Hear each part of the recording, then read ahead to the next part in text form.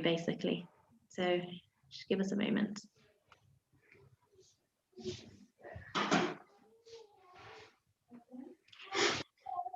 All right, done.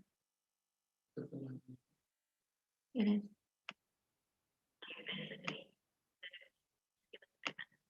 Okay, here we are. Hi everyone, and welcome back for another episode of Navigate, Barnett Families Navigate. And welcome, obviously, to Michael. Thank you for joining us. I'll do a proper introduction, but I actually wanted to start this evening by relating an incident that happened when I was in the early years of high school, sitting in class one day, speaking about prospective spouses, as is wont to happen in an all-girls secondary school. And I sort of said, with my Sephardi heritage, I'm going to go for a tall, dark, handsome man of Iraqi heritage. And one girl, she turned to me and she said, my parents wouldn't let me marry a Sephardi guy. It's not the done thing in families like mine. And by families like mine, sorry, my screen is shaking, but families like mine meant families from a certain dynastic Hasidic family tree, which are all Ashkenazi and all of whose names I can list on two hands. However, her observation didn't end there because she went on, not that I'm comparing, she said, but it would be kind of like a pureblood family marrying in with mudbloods, if you get the reference. Now, 20 years ago, I don't think anyone wouldn't have got that reference. And obviously, the entire class was quite shocked. But it was then that a teacher made one of the biggest and most memorable and positive impressions in my life. And Mrs. Moss, who herself was of Egyptian heritage, she didn't respond in anger. She responded calmly, but with scorn. People like you, she said, people like you are going to have the shock of your life when Mashiach, when the Messiah comes, and souls are reincarnated, and you'll be faced with a Moses who's black as the ace of spades. And she went on to quote one of our fundamental verses from the very first book of the Torah, from the book of Bereshit, from verse 27, Vayivra Elokim et ha'adam b'tzalmo, and God created mankind in his image. B'tzelem Elokim bara ota, in the image of God, God created mankind, God created him. And two things, she said. First, Hashem created one prototype human who then became two prototype humans, Zachar Unakeva, male and female. There's one genetic pool for all of us, she said, and we're all swimming in it together. A fundamental belief as Jewish people, something that we believe is that we were created, all of us, in the image of God, every single one of us, Jewish, not Jewish, Asian, Australian, African, European, American, every single one of us created in the image of God. And second, she said, V'ahavta l'reacha kamocha, a fundamental strapline, the golden rule. V'ahavta l'reacha kamocha, love your fellow as yourself. Not love your fellow countrymen, your fellow English people, your fellow American people, your fellow Australian people as yourself. And it's not love your intellectual equals as yourself, or love your economic or socioeconomic equals as yourself. Not love people who look like you as yourself, but love everybody. Extend to everybody the respect and the love that you would have them extend to you. And tonight's conversation is not an easy one to start or even to have with our children. And I think mainly because we all want to believe that it's not a conversation that we need to have with our children, but that somehow by osmosis, they've absorbed our attitudes and our ethics, which we don't think are problematic, but it isn't the case. It's not the case. Having had conversations with teens from this community, from Barnet, from this local area who go to local Jewish schools, I was made aware that it is a conversation that we desperately need to have, not just once, but on an ongoing basis. And yes, I was made aware that there are indeed issues of race in our schools. And in this sense, we're blessed to have Michael with us for a couple of reasons. So Michael, Michael Mullings is a Jewish man of Caribbean descent, of Caribbean heritage, and he's previously spoken and written about his experiences of racism, including giving workshops in schools and doing youth discussions. In the aftermath of the George Floyd tragedy and to the background of BLM protests, which again are very pertinent at this time, very timely, Michael took part in a United Synagogue panel discussion on diversity in the Jewish community. And he's also spoken at many other community events.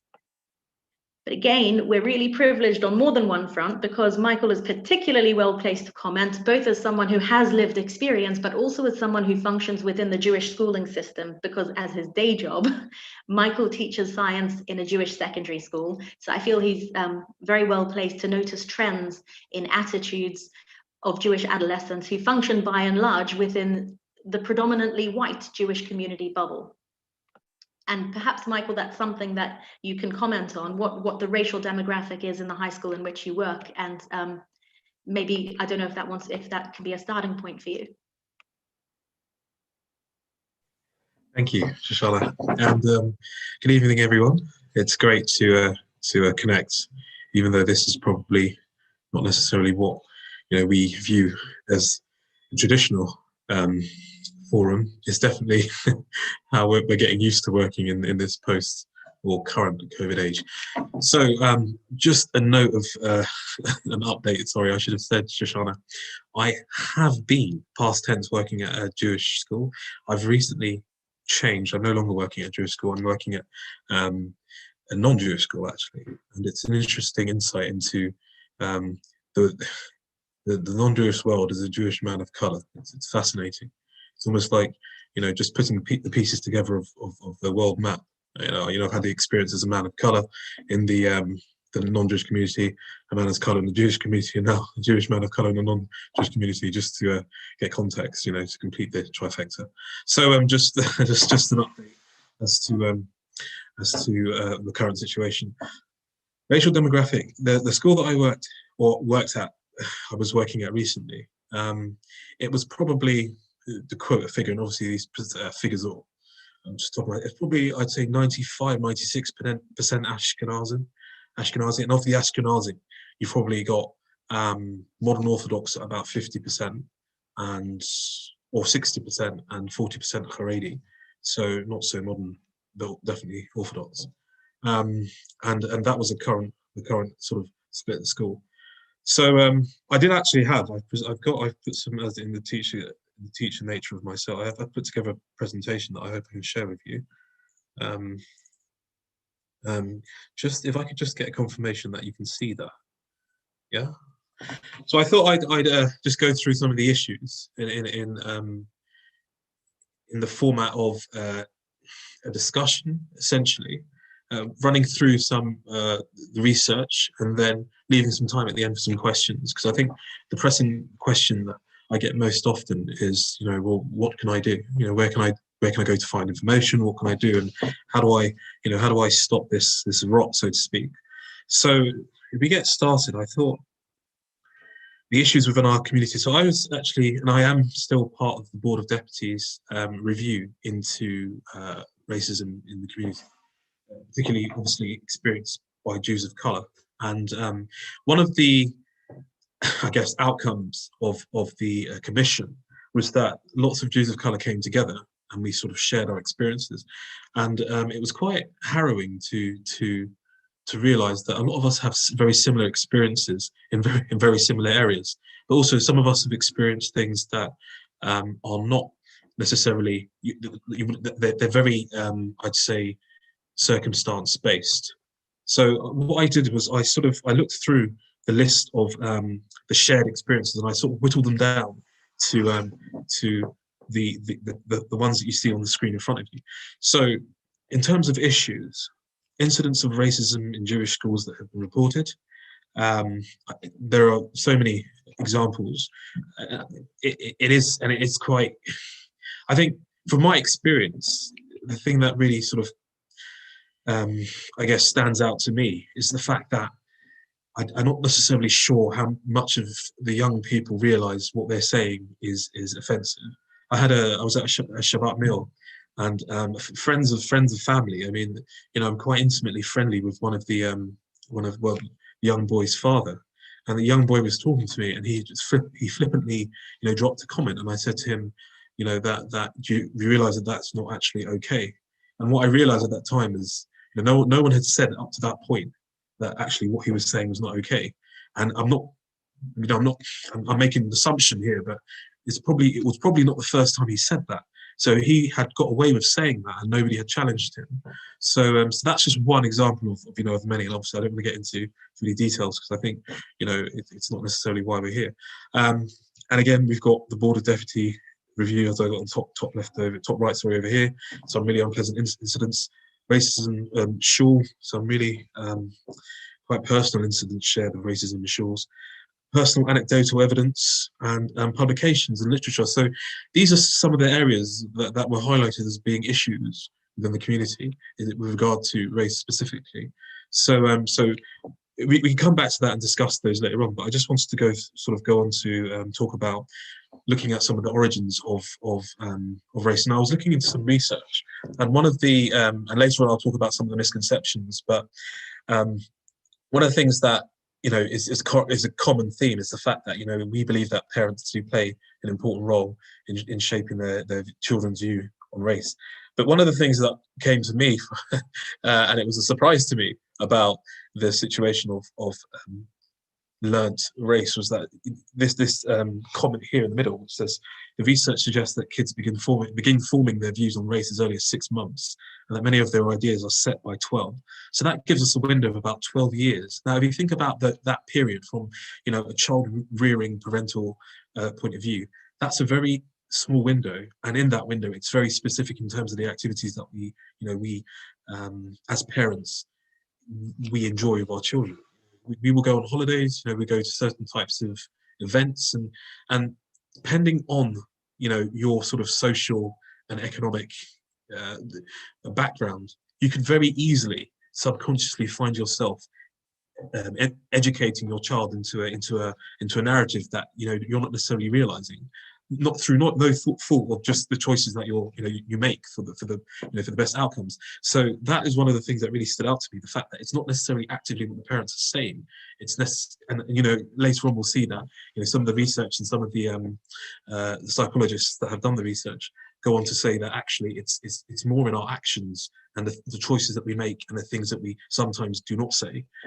So that's just saying in terms of the origin, that window of education that children have from the age of, as it says here, 6 months up until 12 years, means that is a very pivotal time in the formation of their sort of racial ideologies.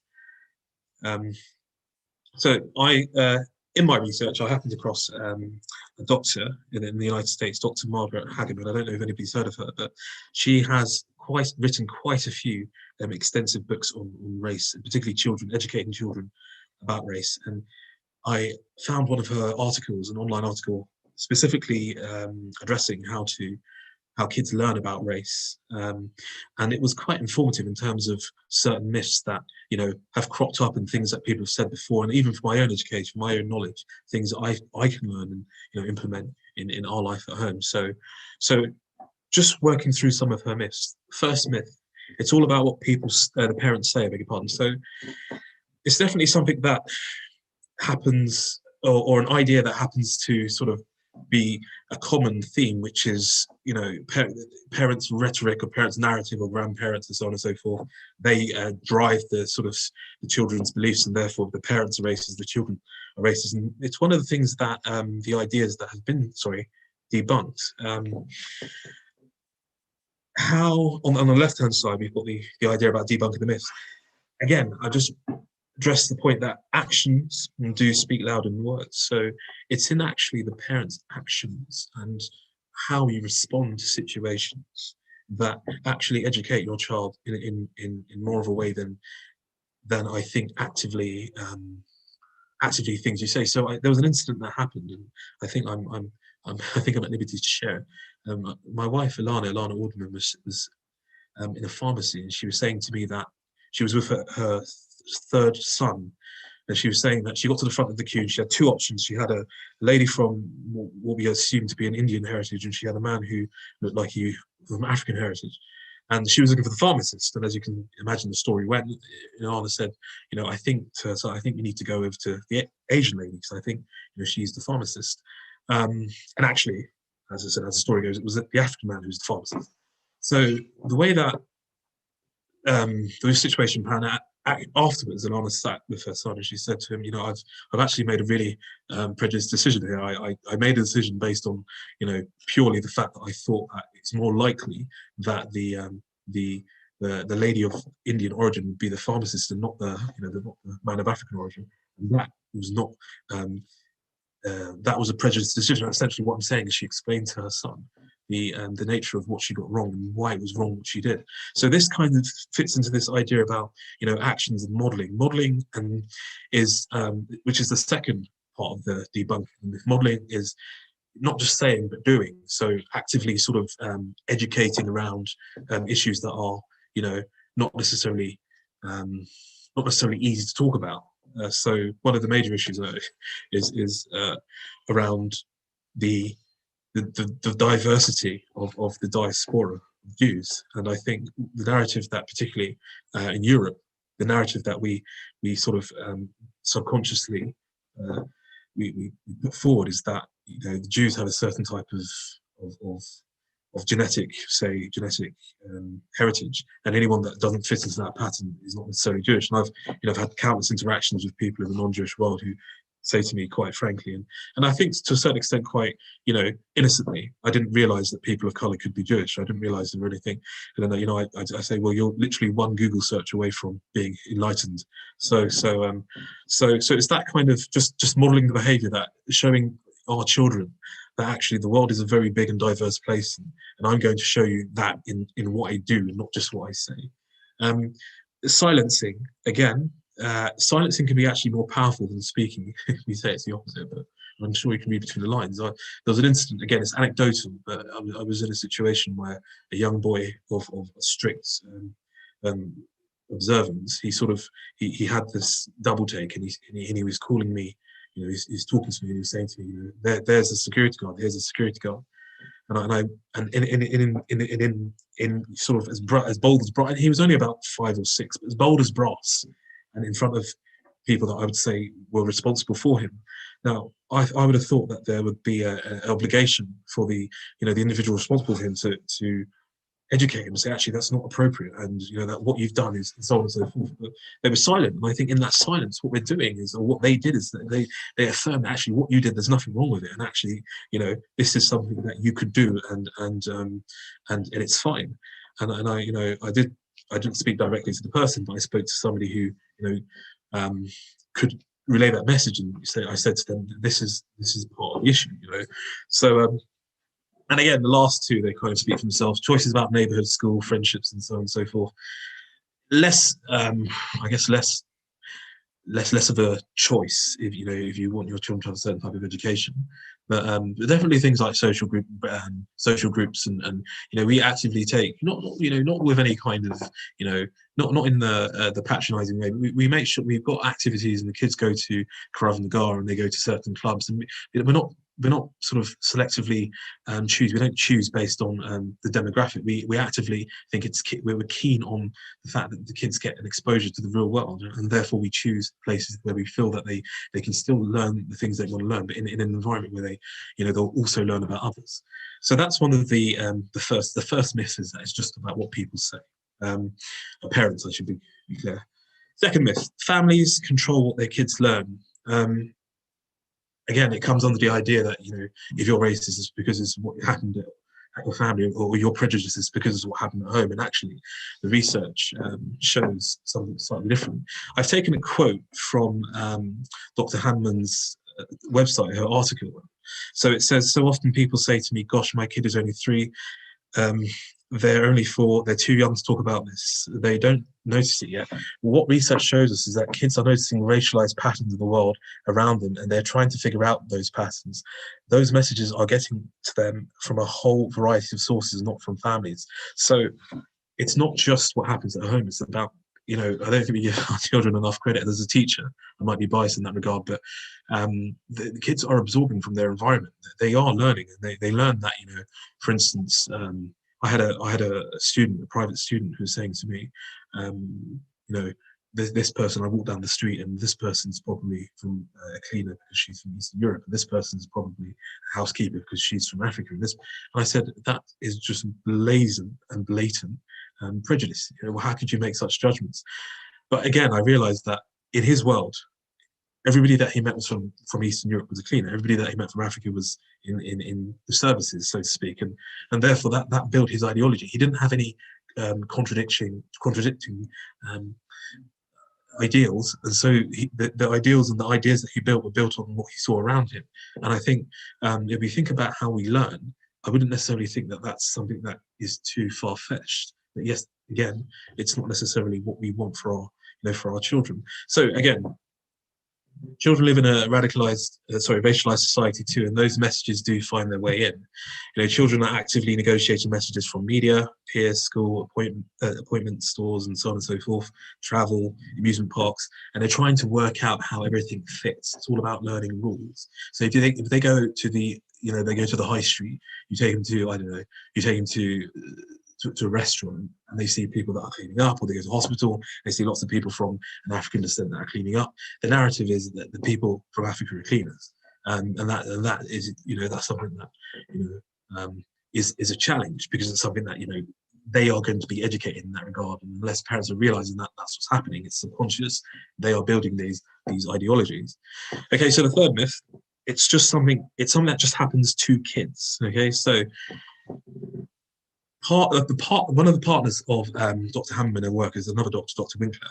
And again, I've taken a quote from her research where she says, we often think about we're protecting children by avoiding talking to them about race or exposing them to certain things. But when we do this, what we're actually doing is, if we're silent about race, is we're letting racialized messages from society seep in and be ingrained. So that sort of links into the silence that we mentioned earlier on about being silent, and how actually, we're not going to talk about it. Others will, and I can use a really sort of personal and maybe quite, quite sensitive example. And the example I use is, learning about the world and learning about interactions and intimate interactions with, the opposite sex and genders and so on and so forth. Unless that happens in a sort of like a healthy way, in particularly young men build an ideology of themselves which is built on, the world's version of what they think men should be. So you see often lots of young men with bravado, with imitating the world of who they think they should be, other than the role models that we know that they should really seek to imitate. So debunking this myth is just explaining the fact that children are actively negotiating. They're actively negotiating messages from a variety of sources. Okay, so it's not just about home; it's also about, we said, TV and sources and music and all around.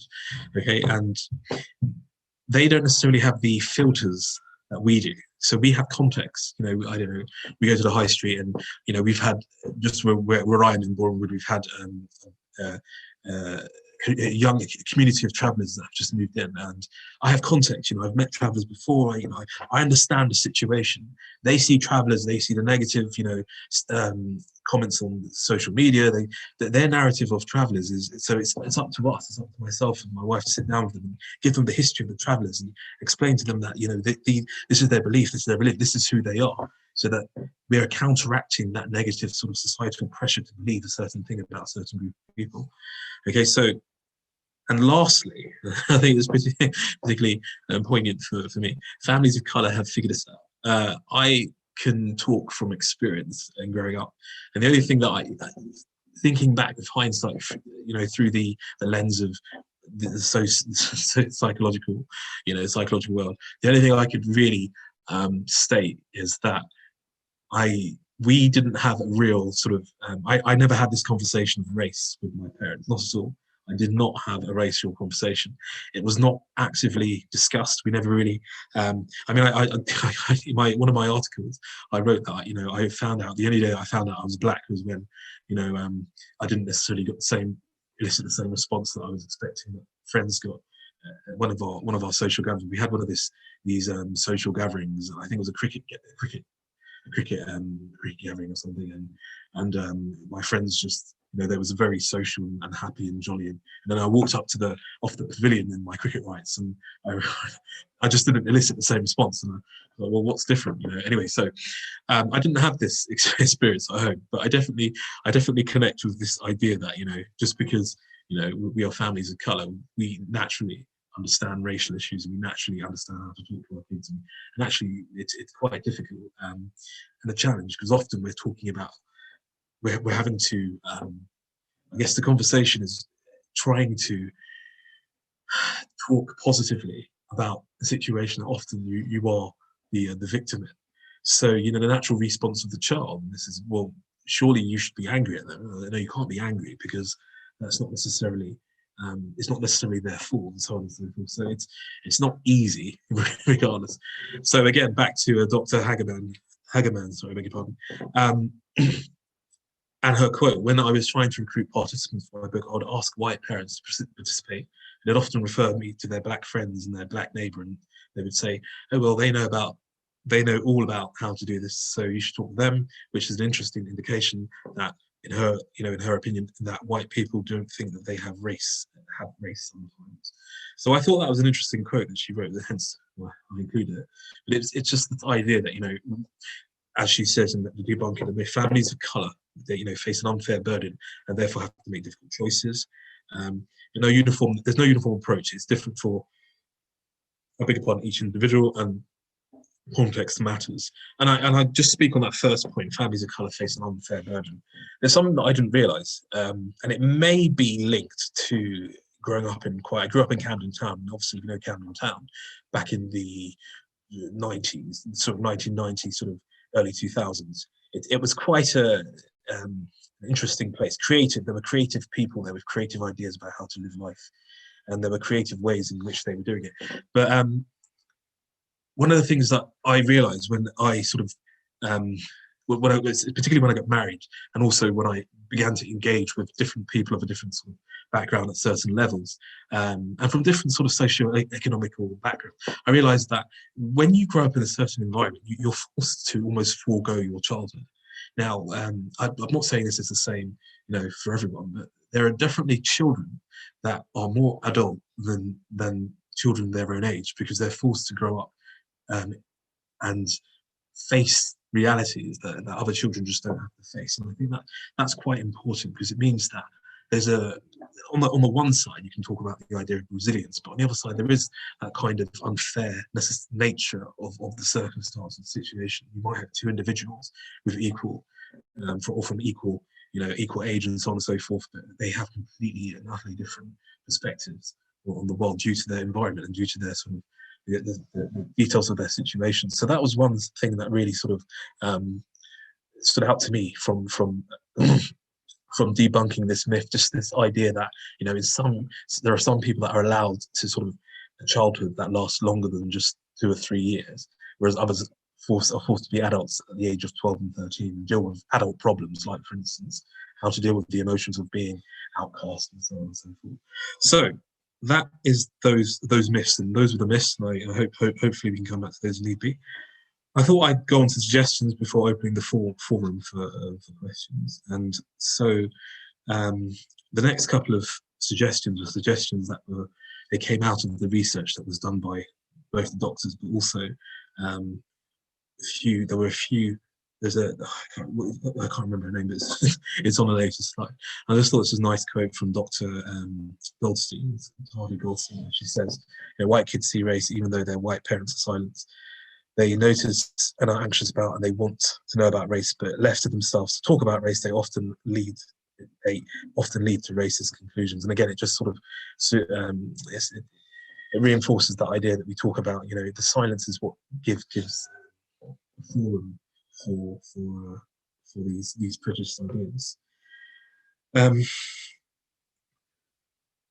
So that I include this because often you have a discussion, and these discussions are quite sensitive, and the natural response is to say, I'm not racist, and therefore I thought including this idea of not being racist versus anti-racism, which is obviously actively going out of your way to sort of protect against the potential for racialization, I think is important when it comes to one of the things that I think parents could do.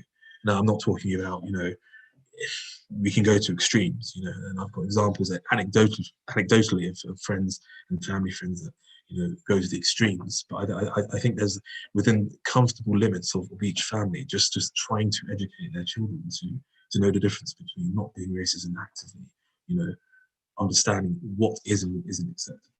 Okay, so in terms of now we're going into the realms of suggestions and ideas about how to sort of relay this to our children. And this is where the teacher kicks in, because I feel like now it's about teaching. Essentially, being a role model. I think I got this. She's on the next slide, but it talks about the idea of not just what we say, but actually what we do. And that you can have a full-on discourse with an individual who has wonderful ideas, and yet their actions seem somewhat contradictory to the ideology that they claim to represent. So I think the first thing that we all need to learn to do is actually how to role model being a good role, and it does traverse things like how to interact with people, how to show a sense of acceptance, and I think more so in our actions, the things that we actively do, and explaining why we're doing them. I can't remember where we were. I think we were going to Science Museum, but the underground at the time, it was way before COVID. We were going to the Science Museum, and the underground, and it's one of the most, it's where London, yes, but it's one of the most, interesting places, because it can be a microcosm of the world in one carriage, and that's exactly what it was. We had people from all over the world, and I went with the kids. We were with the kids, and I went with the kids, and I deliberately sat in and around, what society would probably deem the undesirables. And I said to the kids, look, I'm sitting here to show you that you've got nothing to fear in being here. Obviously, I hope to God that they didn't have anything to fear. They didn't. So, it's just talking them through that process, because they're certainly thinking about it. We might not think about it. They're certainly thinking. So it's just modeling that behavior. I want to actively show them that, this is the correct way to behave, and then talk them through it. This is what I'm doing, so they know it. It's not just, it's not just an idea that I willfully say, and then get on the train and try and sit as far away from people as possible, because it means that message is saying nice things but do completely opposite. So another one which is quite controversial. I remember when I mentioned this in the commission, I wasn't necessarily roundly accepted. It was the idea of examining biases, and I think from the perspective of an individual, I think my own perspective, the last thing you want to do is admit that you've got biases, or you've got you've been in a certain way, you've been kind of brainwashed or indoctrinated to think a certain way. But we have been indoctrinated to think a certain way, and I think it's important for us to realise where those biases are, and how they may be affecting our judgments and in what we say and what we do. So examining your biases is really important from this perspective of what can we do with our children, and making sure our children are growing in a world, and they're developing as all around individuals. We have to examine ourselves and say, well, where are we currently, and how do we get to a place where we can model the type of people that we want them to be, ideally.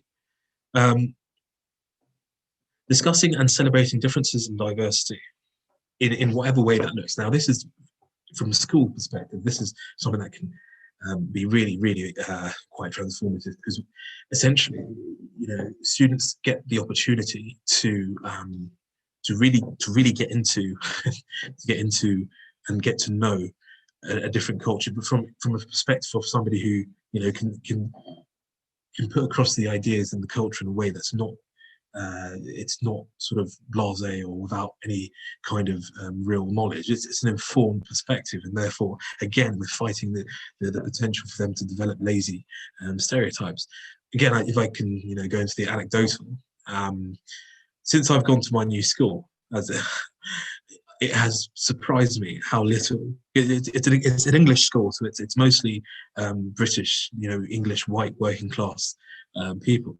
It's surprised me how little they know about their history, how little they know about Black history and how little they know about Jewish history. And I feel like I've become a bit of a historian in that, they're open. And the thing about children is they'll ask questions.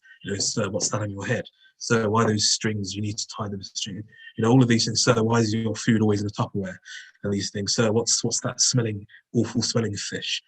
So all of these things, they ask these, and you answer these questions, but you get they are willing to traverse that. They're at an age where we have an opportunity to reach them in a way and debunk some of those myths, because I have had some comments about. I mean, one of the questions I had an open forum where the kids can come and ask me any questions, and one of the questions the kids said, "So, I've heard that there's a sheet that on the night of your marriage, and you know where that question is going." And I had to say to them, firstly, that's not true. But I explained to them this is where it came from, and so on. And you can see them. So that's actually interesting. So it's that idea of kind of changing that worldview that they have, because they've got the voice from the world telling them all manner of nonsense, and then you've got they haven't got a voice of reason. So we have to in this space be the voice of reason. And highlighting, I think this is the last one, highlighting, this is a Dr. Susan Heschel. Really impressed with my research. And I've added her, her websites and her writings, and really impressed with the sort of work she's doing in the States. A lot of work, actually, a lot of these doctors are in the States. It's interesting. But yeah, really impressed with the work that she's doing, and particularly the quote, even though some are guilty of injustice, all of us are responsible for responding to injustice. So particularly, with regard to things that are said and things that we hear, just standing up and saying, actually, that's not acceptable, and so on and so forth. So I think naming it, calling it out, saying that this is what that is. You can't make that comment, it's unacceptable. You can't say these things, that's unacceptable. This is why it's unacceptable. You understand, and so on. So it's highlighting it. It's showing them actually we're modeling what correct and what proper behavior looks like. So and that's it. So I wanted to use this time now to, if there's any questions or anything anybody had and they wanted to come back and message things that they thought they stood out, or just open the forum for a discussion at this moment.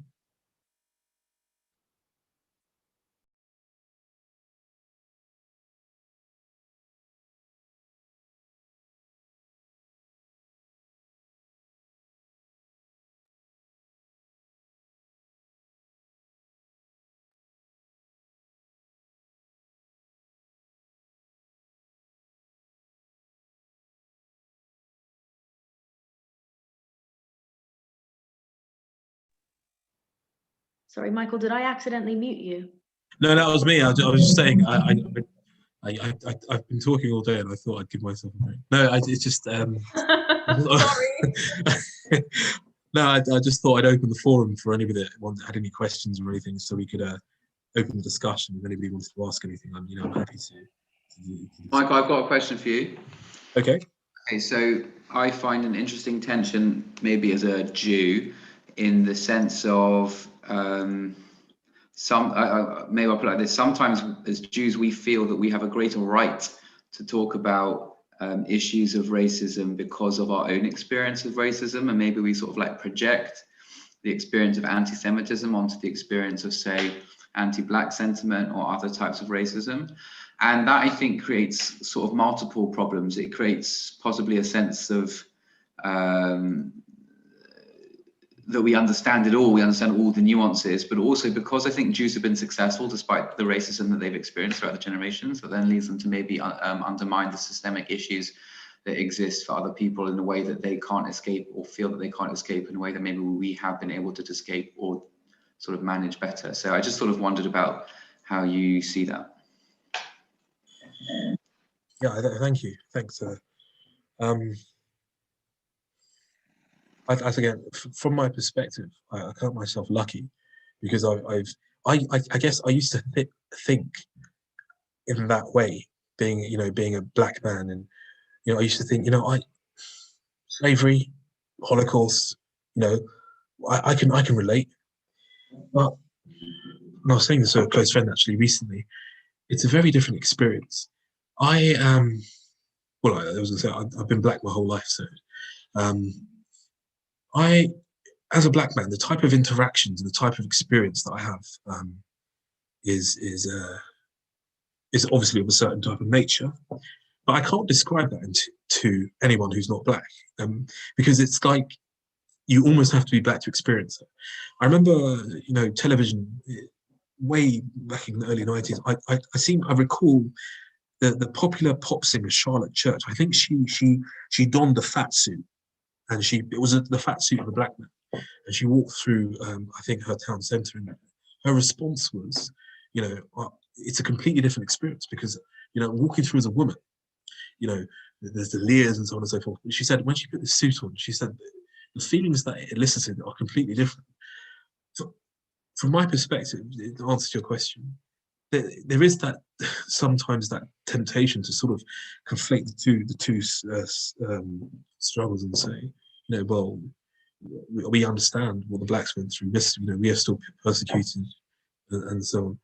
But as I said, and I said as a close friend, from my perspective, I've never experienced blatant, as blatant racism as I have, or sorry, I've never experienced as blatant prejudice as I have becoming Jewish. I think it's opened my eyes to a completely different type of because it's the brazenness of it. It's the fact that there is it's unapologetic. I think sometimes, and again, I'm not trying to conflate and saying one's better than the other. I'm just saying that they're completely different perspectives, because I think the origins are different. I think the origins from the perspective of as a man of color, you sort of have this, you're met with often, a narrative, which is, you're not good enough, you're not this, you're not that, and so on and so forth. And but when you're like, as a man, as a Jewish man, there's a pure, like almost a pure hatred, which I can never quite understand. And so, in answer to your question, I guess it's a completely different experience. And I say that if one was thinking that they could connect and they could understand, I think the safest thing to do is just understand that it's a completely different experience, because unless you're able to walk in the shoes, I mean, from my opinion, it's like just for me specifically, it's almost as if they forgot I was black, and the fact that I was Jewish made me it was almost I can't explain it. I almost again, it sounds a bit controversial, but I was always wishing that they just take the mick out of me for being black, because it was like, at least you're taking something that I can't change about myself, but you're attacking me for something that it's a belief. I mean, it's who I am. It's what I believe. It's my life. And you're attacking me from it didn't feel justified. So anyway, so yeah, in answer to your question, I think there are two completely different experiences, and if one wants to sort of feel safe, I think the only thing one can do is ask about the experience from another who is more educated in that perspective, and try to understand their perspective and their position. And I think that's the only thing that we have at our disposal, in terms of trying to sort of draw a parallel with other struggles. And I think that's, yeah. So I went on a bit of a. Thank you so much. It's really interesting. Thank you. No worries. I have a question. They say it's called Mount Sinai because Sonny, my love, they start to hate us from Mount Sinai. So there's an interesting sort of narrative within Jewish thinking around how anti-Semitism is this pure form of hate that you describe. I mean, yeah, I couldn't understand the reasoning behind it. But yeah, so I have a question from Elizabeth. She's asked me, what do I think of BAME, BAME, Black and Minority Ethnic BAME?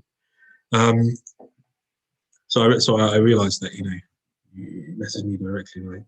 I don't know whether or not it was because you didn't want to be said, so I apologise if that was the personal thing. But Black and Minority, so I think society is struggling and desperate to try and catch up with itself. I think we're living in a time, particularly where social injustice is the popular topic. I think what we're scrabbling to do is we're scrabbling to and by we I mean the populace, we're scrabbling to try to make sense of a world that we've really gone, beg your pardon, we've really gone out of our way to destroy. And it's the social structures that we've completely bent and warped to the point where, we're now trying to untangle this web of just complete and utter social madness. So I think what they've done in BAME and BLM and all these sort of, they're trying to create systems where to represent struggles in society and hopefully create and drive social change. Me personally, what do I think of BAME? I think it's quite exclusive in the fact that it doesn't necessarily, I don't think it doesn't include everyone.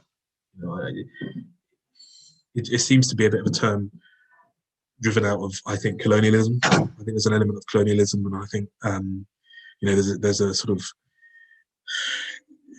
guilt edge to it, and it's like, we will give back, we'll give you this because we've taken that, and so on and so forth. So my personal feelings about BAME is it's a nice idea, but it's not really going to create what it sets out to achieve. Thanks, Michael. No worries. Can I ask something? Yes, of course. How have you coped personally being a religious Jew with some problematic religious texts? And how do we as a community, from a religious point of view, should we be confronting some of those texts that have been written? Thank you. I have quite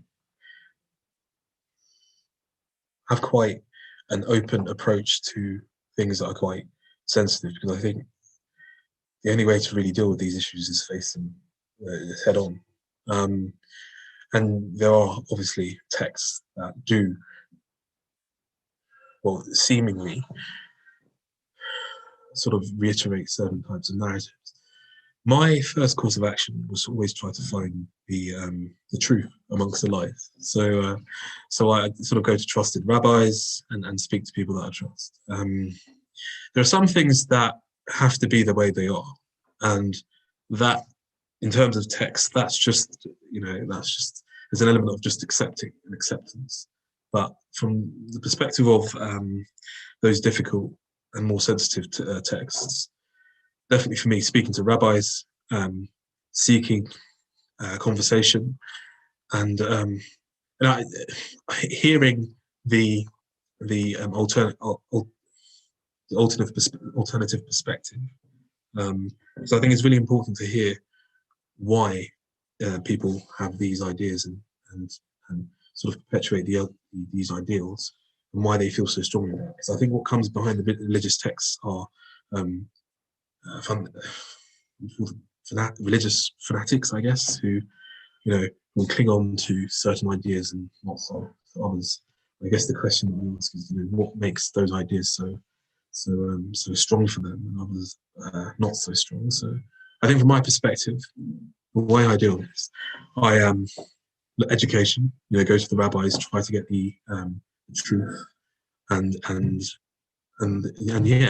try and engage those people who have got strong opinions of the sort of the alternative perspective, and try to understand where they're coming from.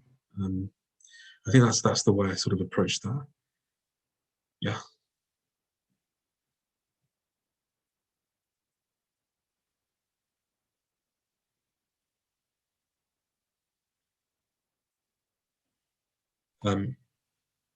So is there any other questions or any other? I'll try to address them as succinctly as possible. I've got a couple of questions. My name is Ruth. Hi. Really interesting talk so far. A couple of things. In your experience as a secondary school teacher, I've got a couple of children in a Jewish secondary school. What do you think Jewish schools can actively do to promote an anti-racist environment? And I'm just really aware that my kids come home and sometimes they mention that there's racist banter, that when there have been some black supply teachers coming in, they've been really uncomfortable in the classroom about how the kids have behaved towards them, and that there's lots of accents being put on. I mean, you know, there are only, I think, maybe 2 kids of mixed ethnic origin in terms of being non-white Jewish people in their year, but there's a lot of playground banter and more that must be very uncomfortable for those individuals, and also for the teaching staff, and we've been really concerned about that. And there's also been lots of discussion about a separate thing about sexual harassment in light of the Sarah Everard. So the schools are looking at harassment in general, but when I've replied to the school about the sexual harassment, I've said that there needs to be a context of looking at all aspects of harassment and not being tolerant of racism, because or not being tolerant of difference, because that sounds like we're putting up with difference. But I'm wondering how you think Jewish schools in particular can move to creating more anti-racist culture. It's a very interesting question, that, because it's one of those, the environment will always be monolithic, so it's quite not always, but you know what I mean. Taking into consideration some of the things that we've discussed this evening, it has to be an active, and I think quite a proactive drive for excellence, and I think it has to be seen and embodied as a change that the school has to be, everybody has to buy into. Now, as a secondary school teacher, I can tell you that these things happen almost every, not the racist incidents, the school-wide pushing of ideologies happens every now and again.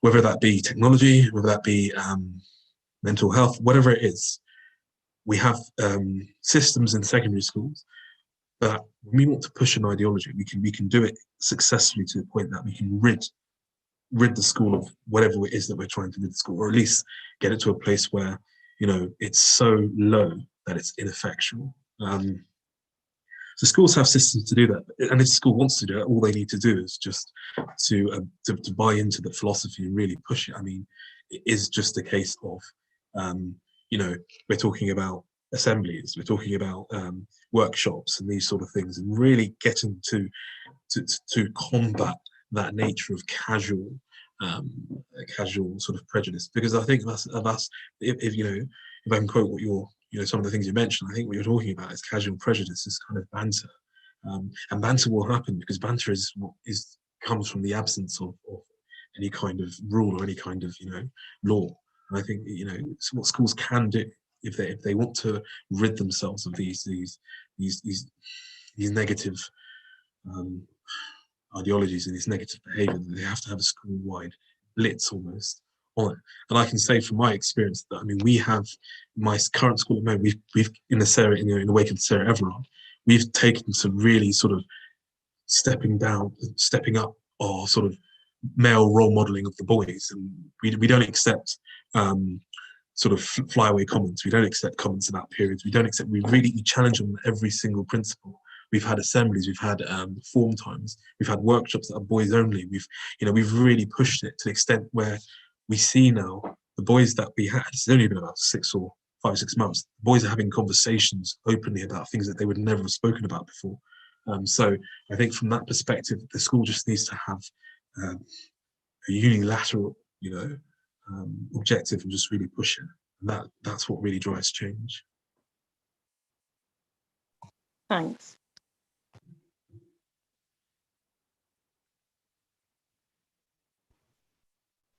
Hi, Michael. I've got a question. It's Michelle here. For primary school age kids, you talked about the importance of positive role models, whether it's in books or TV programs. Have you got any recommendations for either books or TV programs where you think, you know, there's a really positive role model? I think, I know, not being, you know, celeb culture and all that, but I think, is it like Alicia Dixon or something has written some books for kids? I haven't actually seen any of them, but just interested in your recommendations if you've got any. So we're in a bit of a difficult situation. Well, it's not difficult. We don't actually have a TV. So the kids, their interactions mainly come via books, and also in the things that we do. I mean, so in terms of recommendations, we signed up to a, I think it's a project. It's called PJ Library. I don't know if anybody else has heard of it. PJ Library. Yeah, we have they send us books. The books tend to be quite diverse in their sort of nature, and I mean, specific authors. The kids are really quite broadly read, so I don't know if we focus on the sort of origins of the authors per se, but we definitely, in terms of the activities, we definitely try to make sure that they're as diverse as possible. I'd suggest if in terms of if you've got kids that are really young and learning to read, I think I'm going to speak to my wife. Can I speak to my wife and come back to you? She's the expert on these things. Yeah, sure. I just don't want to quote some random books, and she is the I'll speak to my wife and I'll make sure that I get the information back to Shoshana, and then I'll get back to you, because I think that's really important. That. So yeah, thank you. I don't mind sharing my slides. I just want to second that PJ Library is a really, really good resource, and probably most people here, I don't know, but probably most people here have signed up to PJ Library. But in terms of displaying an entire range of different people, it's absolutely brilliant, and also within a Jewish context. I think for us, for our family, we. When we made the move to Israel for a few years, we lived in an area which was an incredibly diverse Jewish area. And, we developed friendships with people from all types of backgrounds. And it was definitely, for me, coming from Australia, which is like a very, very Ashkenazi post-war, there was an influx of Ashkenazi Jews. And then post-partition, there was an influx of Indian Jews, and it was like the community was very much Ashkenazi or sort of Indian Iraqi, very samey. And then when we lived in London, also was quite a predominantly white Jewish community. Going to Israel and experiencing the variety of people with Ethiopian heritage. We made friends with people of Singaporean heritage and just everything. It was one of the most beautiful Jewish experiences that we've ever had. And it's definitely a life that we miss, but it's something that we think was so valuable for our children to be a part of, even for those few years. And something that we very much miss here in terms of education and just being exposed to that kind of variety of Jewish life experience. Definitely something that the London Jewish community is lacking, unfortunately.